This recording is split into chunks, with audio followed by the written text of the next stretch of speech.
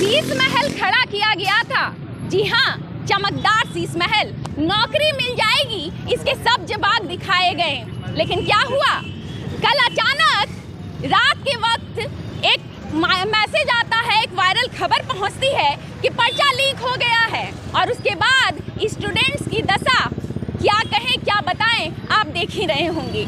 झारखंड में स्थिति खतरनाक हो गई है, भयानक हो गई है। सब्ज बाग दिखाकर और उसके बाद सपने दिखाकर उन्हें तोड़ दिया जा रहा है, गला घोट दिया जा रहा है। जेएसएससी सीजीएल की बात कर रही हूँ। कल 3.5 लाख से ज़्यादा अभ्यर्थियों ने परीक्षा दी और एक काला दिन फिर झारखंड के इतिहास में लिख दिया गया। विश्वास उठता जा रहा है युवाओं का, सोच नहीं पा रहे हैं जाए तो जाए कहाँ, करे तो क्या करें। और आज आजसू ने पुतला दहन किया है। धनबाद के रणधीर वर्मा चौक की तस्वीरें हैं। मैं केतकी आपके साथ जुड़ रही हूँ। आजसू के नीतीश महतो जी हैं हमारे साथ, जिला महासचिव। उनसे जानते हैं इस मामले पर क्या है उनकी राय। नीतीश जी क्या कहेंगे? जैसा कि आपने बताया कि कल का दिन जो था वो छात्र हित के लिए काला दिन था। वो महज एक दिन का काला दिन नहीं है, ये आने वाले छात्र के भविष्य का पूरा जीवन काल काला कर देने वाला समय था। आप समझ सकते हैं कि इतने विगत कितने वर्षों के बाद झारखंड सरकार में नियुक्ति निकलती है। पहले तो गलतियां अगर गिनाएं, मैं तो कहूँगा कि झारखंड सरकार और गलतियों का चोली दामन का जैसा संबंध है, साथ है। गलती नंबर 1, बिना कोई नीति, बिना कोई नियम के सबसे पहले आप नियुक्ति निकालते हैं। नियुक्ति निकालते हैं तो उसकी प्रक्रियाएं सुविधाजनक नहीं रहती है।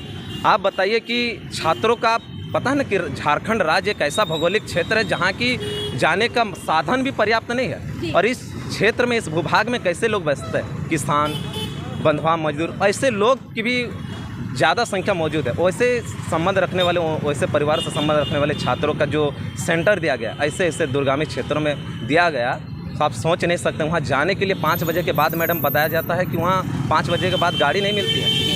मैं एग्ज़ाम दे के आया हूँ, मुझे पता है कि मैं ट्रक में बैठ के आऊँ, मैं नहीं, मेरे साथ साथ मेरी कुछ बहनें भी ट्रक में बैठ के आई हैं। मैंने देखा कि जो अविवाहित लड़कियाँ थी, जो 8 वर्ष पूर्व जिन्होंने मतलब कि अपना फिल किया था फॉर्म, शादी के बाद भी उन्होंने अपनी डिग्रियां राख नहीं होने दी, ससुराल में भी, इस आशा के साथ कि आने वाले समय में नियुक्तियां लूँगा और अपने जो शिक्षा ग्रहण किया उसको एक राज्य के तौर पर रेखांकित करने का काम करूँगा। परंतु क्या किया सरकार ने, हमें थोड़ा सा बुरा लग रहा है, लेकिन लगना नहीं चाहिए। मैं तो कहूँगा कि कतई आपको बुरा नहीं लगना चाहिए अगर आप छात्र हो, झारखंड से निवास करते हैं, क्योंकि झारखंड सरकार की नीति हमेशा यही रही है। वह किसानों के हितैषी कभी रही है, ना छात्र के हितैषी रही है। वो हमेशा भ्रष्टाचार के, पूंजीवादियों के, चोरों और बेईमानों के साथ ही रहे और बखूबी उन्होंने अपना धर्म निभाया। जो उनका राजनीतिक धर्म था, चोरों का और भ्रष्टाचारों का सहयोग करना, वही तो करते आ रहा है। ये हमारी गलती कि हमने उनसे अपेक्षा रखा है, हमने उनसे अपेक्षा रखा है कि वह कुछ अच्छा काम करेंगे। अगर भैया आपसे नहीं होता है, अगर आपकी योग्यता और दक्षता के बाहर है, तो आप केंद्र को दे दीजिए। ऐसी जांच ब्लैकआउट जो संस्थाएं, उनसे आपको क्यों कराने की आवश्यकता पड़ रही है?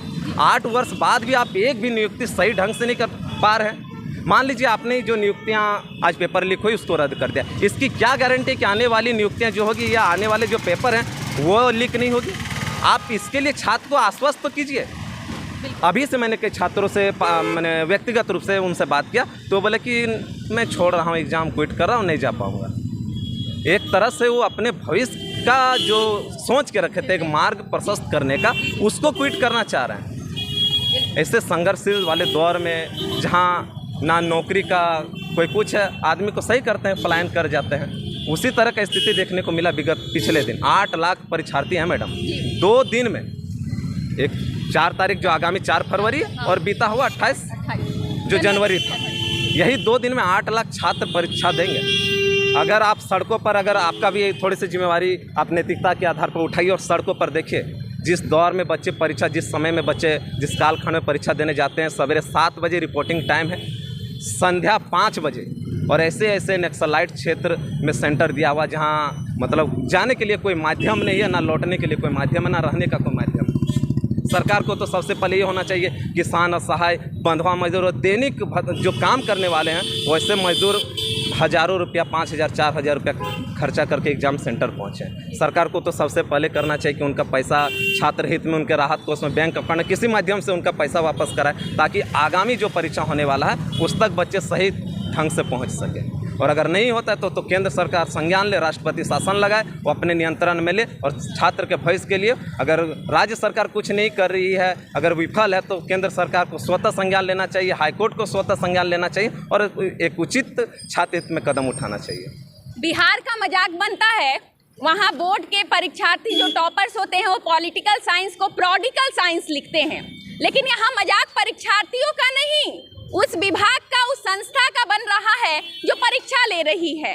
अब आप समझ सकते हैं अंधेर नगरी चौपट राजा वाला हाल है। नितेश जी, सेटिंग बिहार में हुई है, इसकी भी खबरें आ रही हैं, क्या कहेंगे इस पर? देखिए, आपको ये लग सकता है कि भूल है, लेकिन ये भूल नहीं है, गलती नहीं है, ये सोचा समझा साजिश आप समझ लीजिए। जब आपको पता है, जब छात्र, हम छात्र हैं ना जी, हम शिक्षार्थी कहें कुछ भी कीजिए, आप जो राज्य सरकार के सर्वोच्च पद पर हैं या JSSC CGL के सर्वोच्च पद पर धारण क्यों है पद, उनकी योग्यता हमसे बहुत ज़्यादा है। जब हम छात्र हित को पता है, एक एक छात्र को पता है कि ब्लैक लिस्टेड जो संस्था है वो परीक्षा ले रही है, तो आप इसी से अंदाज़ा लगा सके। पूरा अनुमान तो सभी छात्रों ने लगा लिया था, आपको एग्ज़ाम से 1-2 दिन पहले कि भैया लग रहा है परीक्षा नहीं होने वाली है, फिर से रिजेक्ट होने वाली है। जब छात्र कल्पना कर सकते हैं तो फिर आप उतने बड़े पद पर आने का क्या तात्पर्य है, बताइए। ये कोई ऐसा संयोग नहीं है, ये प्रयोग है।